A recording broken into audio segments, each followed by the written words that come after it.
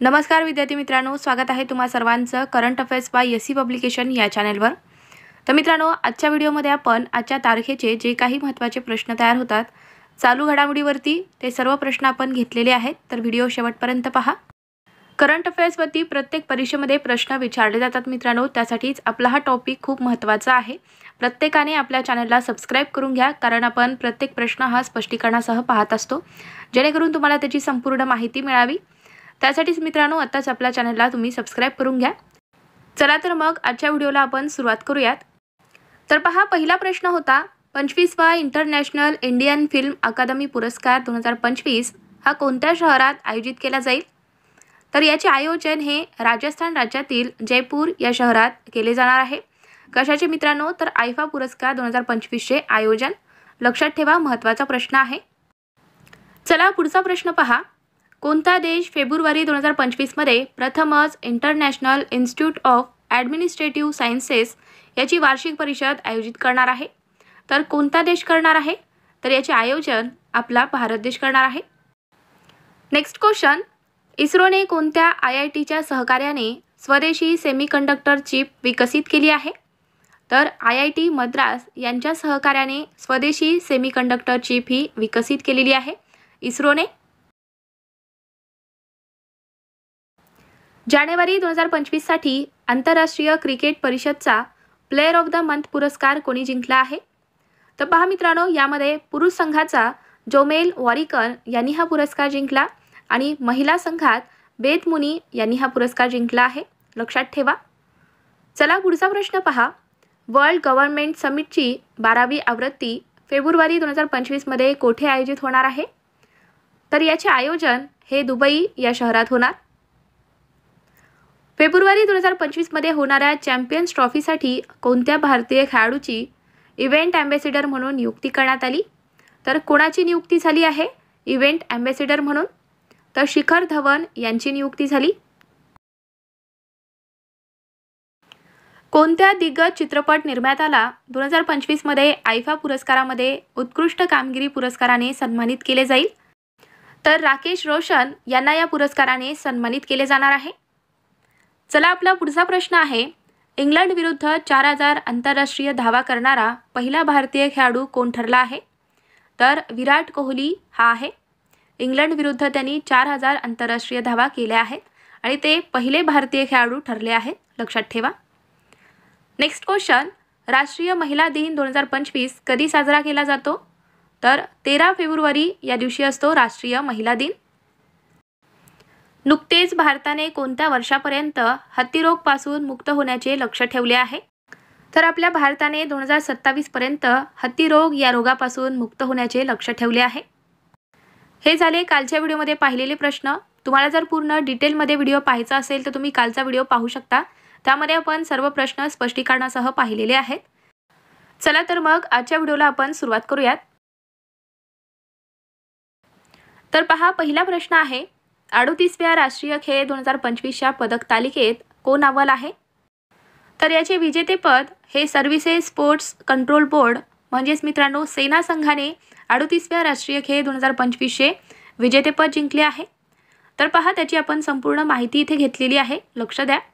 Services sports control board किंवा आपण army टीमने राजा भालिंदर सिंग ट्रॉफी जिंकली आहे। 38व्या उन्हाळी राष्ट्रीय खेळामध्ये त्यांनी 68 सुवर्ण, 26 रौप्य आणि 27 कांस्य अशी 121 पदकांसह पदक तालिकेत अव्वल स्थान मिळवले आहे। पहा मित्रांनो, आर्मी संघासाठी ही 5वी राजा भालिंदर सिंग ट्रॉफी होती। तर मित्रांनो, यामध्ये आपल्या महाराष्ट्र संघाने एकूण 201 पदक जिंकले आहेत। त्यामध्ये 54 आहेत सुवर्ण, 71 आहेत रौप्य आणि 76 आहेत कांस्य पदक। लक्षात ठेवा। या खेळाचे आयोजन कुठे करण्यात आले होते? तर उत्तराखंड राज्यात याचे आयोजन करण्यात आले। कधी करण्यात आले? तर 28 जानेवारी ते 14 फेब्रुवारी 2025 पर्यंत याचे आयोजन करण्यात आले होते आणि या खेळामध्ये प्रथमच मल्लखांब आणि योगासन या खेळाचा समावेश होता। लक्षात ठेवा मित्रांनो, ही संपूर्ण माहिती खूप महत्त्वाची आहे, व्यवस्थितपणे नोट डाऊन करून घ्या। भ्रष्टाचाराच्या आरोपाखाली बंदी घालण्यात आलेली पहिली महिला क्रिकेटपटू कोण आहे? तर शोहेली अख्तर ही आहे। लक्षात ठेवा। पहा मित्रांनो, बांगलादेशी सोहेली अख्तर ही आंतरराष्ट्रीय क्रिकेट परिषदेने भ्रष्टाचाराच्या आरोपाखाली बंदी घातलेली पहिली महिला क्रिकेटपटू ठरली आहे. 2023 T20 विश्वचषकादरम्यान सामने फिक्स करण्याच्या प्रयत्नात ती दोषी आढळली आहे. 36 वर्षीय सोहेली अख्तरवर 5 वर्षाची बंदी घालण्यात आली आहे. तर लक्षात ठेवा ही संपूर्ण माहिती.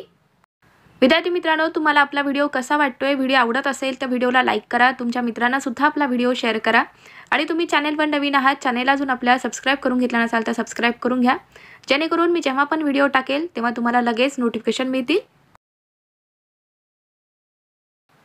The new icon Savarkar and the facts या पुस्तकाचे लेखक कोण आहेत? तर अरुण शेरी हे आहेत. नेक्स्ट क्वेश्चन पहा. राजस्थानमधील अजमेर येथील फॉय सागर तलावाचे नाव बदलण्यात आले आहे. तर या तलावाचे नवीन नाव काय आहे? तर नवीन नाव आहे वरुण सागर. पहा मित्रांनो, राजस्थान विधानसभेचे अध्यक्ष वासुदेव देवनानी यांच्या पुढाकाराने अजमेरच्या प्रसिद्ध फॉय सागर तलावाचे नाव आता वरुण सागर तलाव असे नामकरण करण्यात आले आहे. तर लक्षात ठेवा, महत्त्वाचा प्रश्न आहे. कोणत्या राज्याने 2025च्या अर्थसंकल्पात रस्ते आणि नवीन नदीबंधन योजनेसाठी 1500 कोटी रुपयाची तरतूद जाहीर केली? तर कोणत्या राज्याने केली आहे? तर पहा मित्रांनो, पश्चिम बंगालने केली. पहा मित्रांनो, 12 फेब्रुवारी रोजी पश्चिम बंगालचे अर्थमंत्री चंद्रिमा भट्टाचार्य यांनी राज्य विधानसभेत पश्चिम बंगालचा अर्थसंकल्प 2025 सादर केला आहे. तर यामध्ये रस्ते विकासासाठी पथश्री योजनेअंतर्गत राज्य सरकारने 1500 कोटी प्रस्तावित केले आहे. यामध्ये राज्य सरकारने नदीकाठवर राहणाऱ्या लोकांसाठी नदीबंधन ही नवीन योजना जाहीर केली आहे. थायपुसम उत्सव कोणत्या राज्यात साजरा केला जातो? तर हा तामिळनाडू राज्याचा प्रमुख सण आहे. पुढचा प्रश्न पहा. गोपीचंद हिंदुजा यांचे IM या पुस्तकाचे प्रकाशन कोणी केले आहे? तर जगदीप धनखड यांनी या पुस्तकाचे प्रकाशन केले. तर पहा मित्रांनो, कोण आहेत जगदीप धनखड?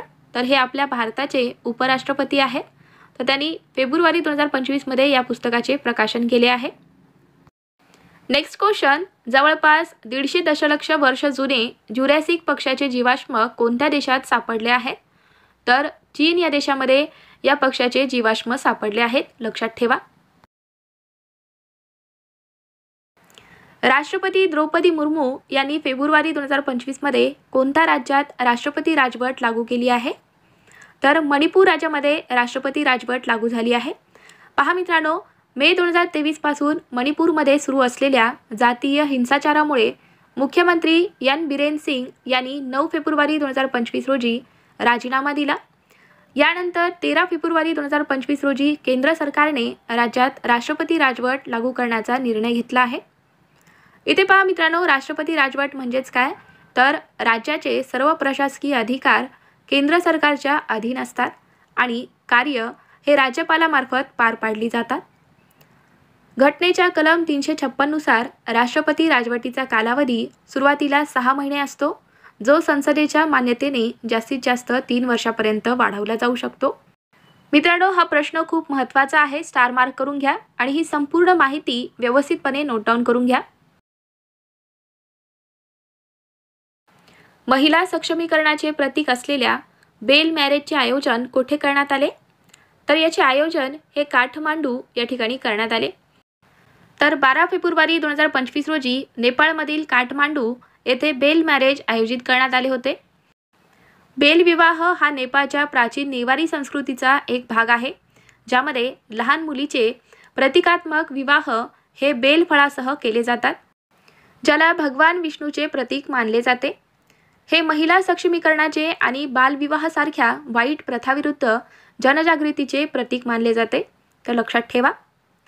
तर विद्यार्थी मित्रांनो, हे झाले आजचे महत्त्वाचे प्रश्न. तुम्हाला आपला हा व्हिडिओ कसा वाटला? व्हिडिओ आवडला असेल तर व्हिडिओला लाईक करा, शेअर करा आणि चॅनलवर नवीन आहात, चॅनलला अजून आपल्या सबस्क्राईब करून घेतलं नसाल तर सबस्क्राईब करून घ्या. चला तर मग भेटूयात पुढच्या व्हिडिओमध्ये. थँक्यू.